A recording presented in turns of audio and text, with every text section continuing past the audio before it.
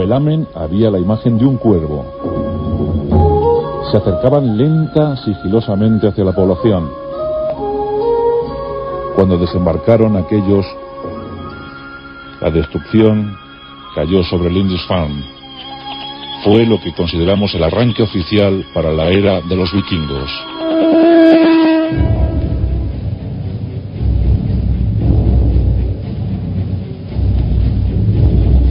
Pero ¿quiénes eran estos vikingos? Ellos así se llamaban vikingos a sí mismos. Los habitantes de la bahía, los habitantes de los fiordos. Las poblaciones escandinavas de Noruega, Suecia y Dinamarca. Los germanos le llamaban hombres de fresno. Los francos le llamaban normandos, los hombres del norte. Los ingleses daneses o paganos. Los irlandeses, los habitantes del país de los 1000 lagos. Los musulmanes occidentales le llamaban mayus. Mayus más o menos venía a significar bárbaros infieles. Y los musulmanes orientales le llamaban los hombres del mar del Báltico. Y también los esclavos les conocían. Le llamaban rus, remeros. Ese nombre daría sentido a toda una nación, los rusos. Pero ellos se llamaban vikingos a sí mismos.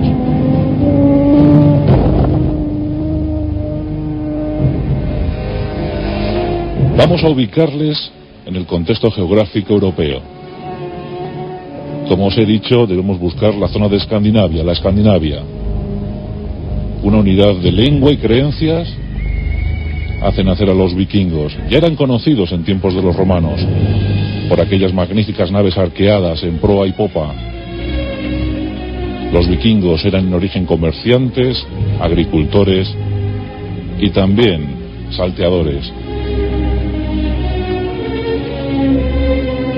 En los siglos V y VI se vivió una época feliz donde germinó una cultura floreciente, donde los druidas celtas les enseñaban los caracteres rúnicos y donde la sobrepoblación empezaba a ser un peligro. En el siglo VIII, a mediados de ese siglo VIII, los vikingos deciden tomar una actitud, la de la exploración, la del viaje, la del saqueo. Deben buscar nuevas fronteras. Calculan los historiadores que a mediados de ese siglo VIII la población de los vikingos ascendía a más de 1 millón de personas. Para aquellos territorios congelados en el invierno y con la escasez consiguiente, era demasiada población. Debían volar, mejor dicho, debían navegar.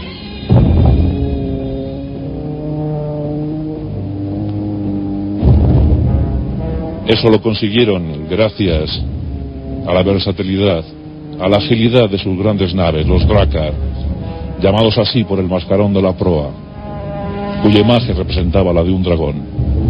Los barcos del dragón, unas naves construidas con madera de encina, cuyos remos eran de madera de pino. A bordo de esos barcos los vikingos surcarían los mares y durante más de 3 siglos azotaron a las diversas poblaciones con las que se encontraron. Leemos las crónicas anglosajonas. Nos hablan de las primeras incursiones vikingas en el año 785. Aunque el mejor asalto, el más grande asalto, fue el de Lindisfarne, ese 8 de junio del 793. Es la fecha que se considera como el inicio de la era vikinga. Una era vikinga que duraría más o menos hasta el 1066. Con las batallas de Stamford Bridge y Hastings terminaría la dominación vikinga. Aunque quedarían residuos, quedarían grupos asentados en diversos territorios europeos.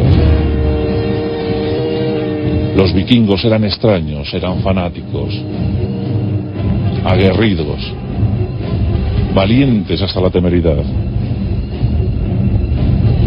Hablemos de sus ataques, hablemos de su forma de controlar el espacio que pretendían dominar.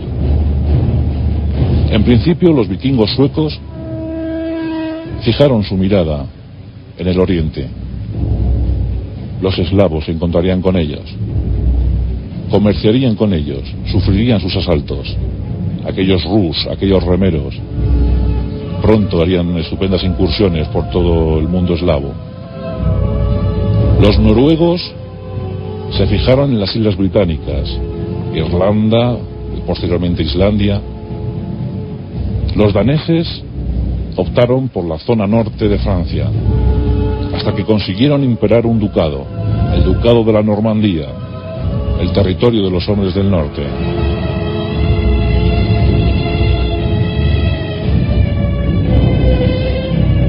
Innumerables mitos y leyendas recogidos en las sagas nórdicas, esas sagas escritas en los siglos XII y XIV.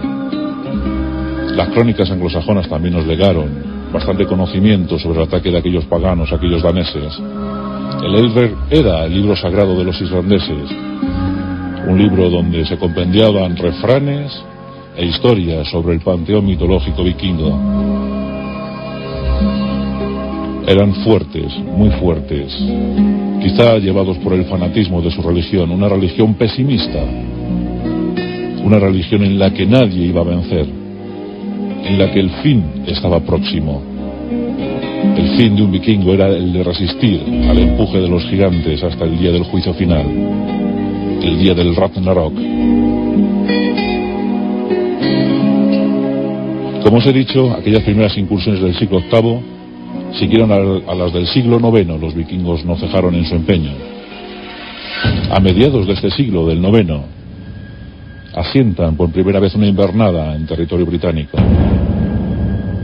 y comienzan a exigir tributo a los reyes locales. Estos poco pueden hacer ante el ímpetu guerrero de los vikingos. Los barcos eran formidables. Hacían incursiones remontando los ríos. La escasa quilla de los drácar, así se lo permitía, podían remontar ríos a favor o contracorriente, podían desembarcar en las playas, hacían lo que querían a su antojo. Los barcos eran pequeños y muy manejables, barcos donde la vida a bordo no era nada cómoda. No existían ni los camarotes ni las bodegas. El vikingo vivía al aire libre, dormía al aire libre, comía al aire libre. Las tripulaciones constaban de 40 o 50 hombres, aunque hemos tenido constancia de barcos más grandes donde había 35 pares de remos.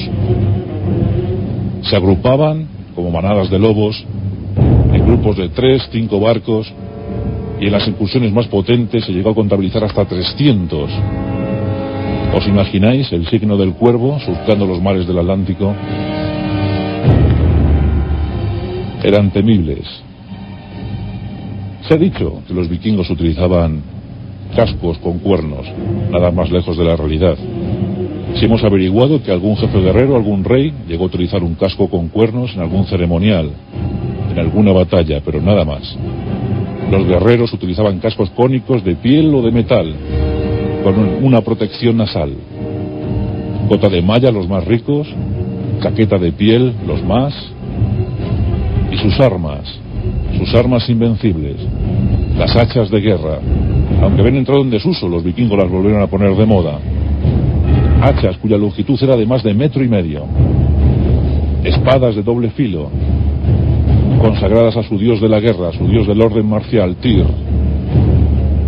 Arcos que cuenta la leyenda. Su cuerda era de pelo de mujer. Decían que era lo mejor para disparar las certeras flechas. También lanzaban piedras, lanzaban saetas, jabalinas. Nada les impedía el avance. En el arte militar se recuerda a los vikingos por aquellas murallas de escudos.